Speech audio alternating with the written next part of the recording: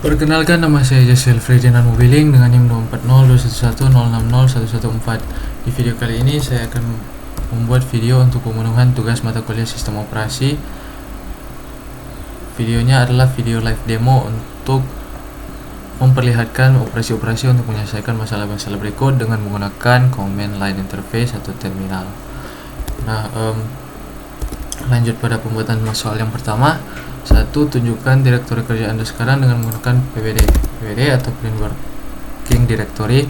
Menampilkan direktori sekarang yang sekarang kita gunakan dalam terminal saat ini, yaitu home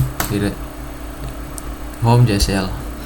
Kemudian nomor 2, buat sebuah file teks dengan nama latihan OS1.txt yang berisi 10 baris kalimat apa saja menggunakan perintah-perintah atau aplikasi yang dapat dijalankan lewat command line seperti cat, echo, v, nano, atau pico. Nah, untuk membuat file kita gunakan cat. Cat biasanya digunakan untuk menampilkan file, tetapi bisa digunakan untuk membuat file baru jika kita gunakan sintaks lebih dari ini. Kemudian nama filenya kita beri nama latihan OS1.txt. Kemudian EOF. EOF ini adalah teknik untuk bisa menambahkan banyak baris dalam file latihan OS1.txt. Ini suatu teknik agar bisa menambahkan banyak kalimat dalam file yang akan dibuat. Nah, karena ada 10 kalimat, kita buat ini sampai 10 kali. Baris 4, baris 5, sampai baris 10, baris 7, baris 8, baris 9, baris 10. Kemudian EOF untuk menandakan bahwa ini adalah akhir dari baris yang akan ditambahkan ke dalam file latihan OS1.txt. Jadi ada 10 baris ini yang akan ditambahkan ke dalam file latihan OS1.txt. Kemudian lanjut nomor 3, buat sebuah kopian file latihan OS1 dengan nama salinan latihan OS1.txt. Untuk membuat kopian file kita gunakan perintah cp atau kemudian latihan OS1.txt latihan OS1.txt. Kemudian kita beri nama salinannya, diberi nama salinan latihan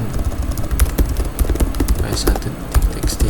Nah, jadi maksudnya adalah akan copy file dari file yang sudah ada latihan OS1.txt dan akan dibuat sebuah file kopian baru yang akan diberi nama salinan latihan OS1.txt.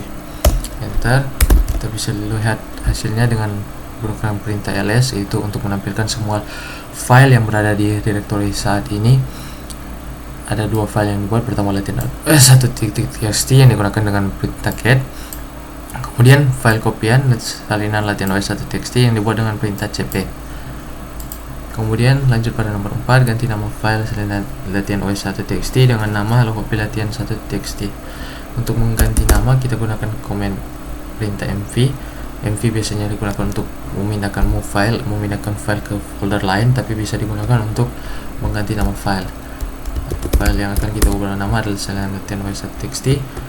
Kemudian diganti namanya dengan copy latihan 1.txt.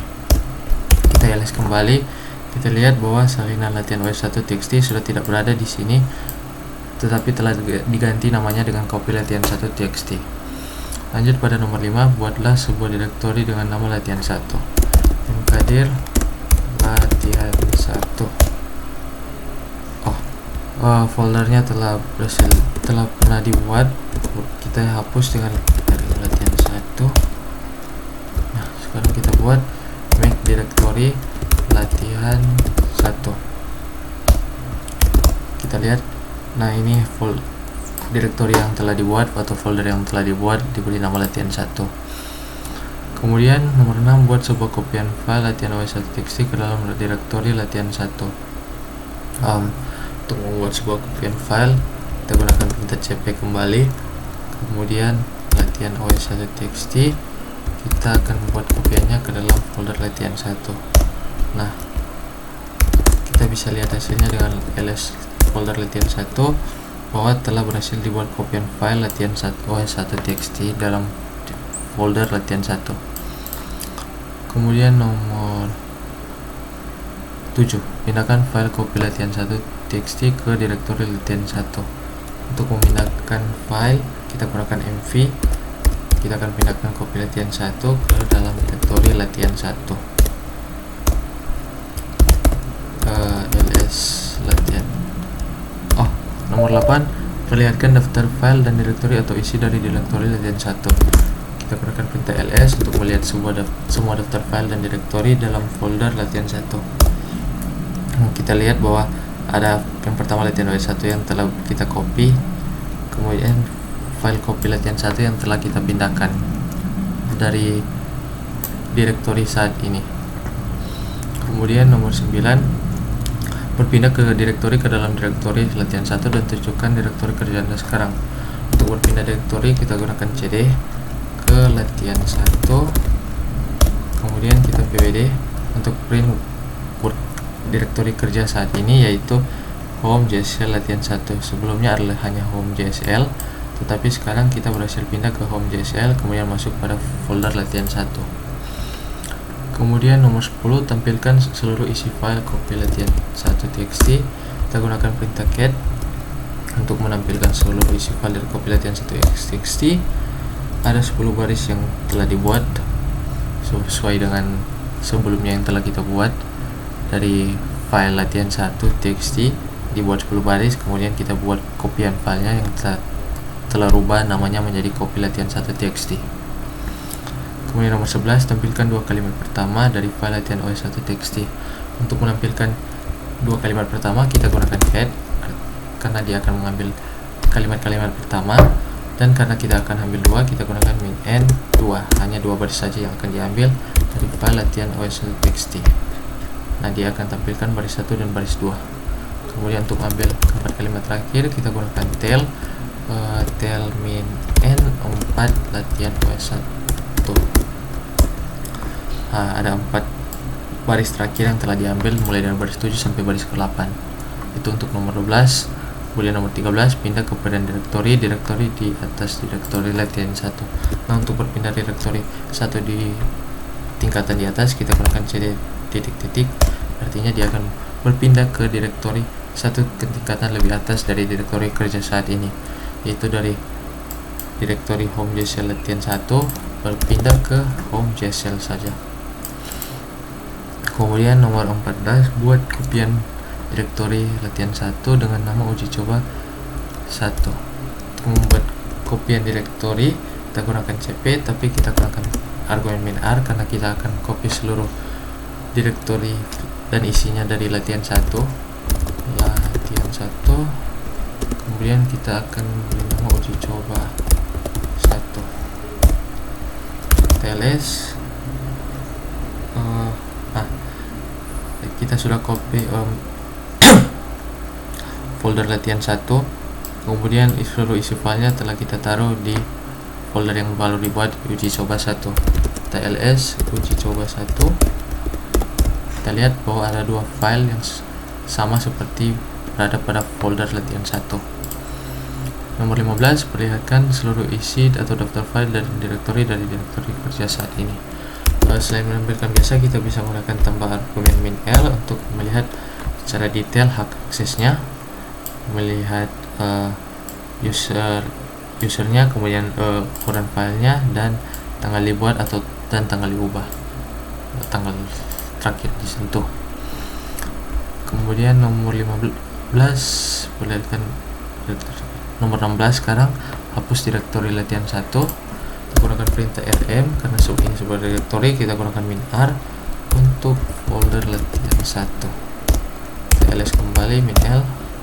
Kita telah lihat bahwa di antara kedua ini sudah tidak ada folder latihan1 karena telah kita hapus. Nomor 17, perlihatkan kembali daftar file dan direktori dari direktori kerja saat ini untuk memperlihatkan hasil setelah terjadi penghapusan direktori. Ya, tinggal kita flash min saja untuk memperlihatkan kembali, sebenarnya sama dengan yang telah saya buat di sini. Kita lihat bahwa folder latihan1 telah tidak ada. Nomor 18, Masuk ke direktori uji coba 1 dan buat sebuah file dengan nama script1sh yang berisi perintah untuk menampilkan kalimat Linux is easy pada terminal. Pertama kita masuk pada direktori uji coba 1, kemudian kita buat sebuah file, kita gunakan cat script1sh eof. File ini akan mengecho atau mengambilkan kalimat Linux is easy ketika dijalankan, kemudian eof. Nah, ganti perizinan file agar bisa dijalankan sebagai program oleh owner dan grup. Adar tidak diberikan izin untuk membaca, menulis apapun ataupun mengeksekusi script tersebut. Caranya kita gunakan perintah chmod 770 untuk file script1sh. Tampilkan hasil nomor 20, tampilkan hasil perubahan perizinan data. Kita gunakan lsl. Kita bisa lihat bahwa untuk file script1sh, owner dan group bisa melakukan read, write atau execute. Grup juga bisa melakukan read, write, execute, tetapi untuk other dia tidak bisa melakukan apapun, tidak bisa read, tidak bisa mengubah, write atau tidak bisa mengeksekusi file tersebut. Kemudian nomor 21, jalan aplikasi script1sh. Untuk menjalankan kita melakukan titik garis miring script1sh. Dia akan mengecho atau menampilkan kalimat Linux is easy. Kemudian untuk nomor 22, pindahkan grup file tersebut ke user group. Untuk memindahkan grup file tersebut ke user group, kita gunakan sudo cmp ke user, change groupnya ke user group root. Kemudian untuk file script1sh, password. Nah, sekarang nomor 23, tampilkan perubahan kepemilikan ls-l. Kita bisa lihat bahwa sebelumnya hanya untuk grup csl, tetapi karena perubahan yang telah kita lakukan dengan change group ke root, maka file script1sh bisa digunakan untuk grup root. Kemudian nomor 24, jalankan aplikasi script1sh. Meskipun kita telah berubah grupnya, kita tetap bisa menjalankan filenya. Filenya akan menampilkan kalimat Linux is easy. Sekian untuk video demo yang memperlihatkan operasi-operasi penyelesaian masalah dengan menggunakan command line. Terima kasih.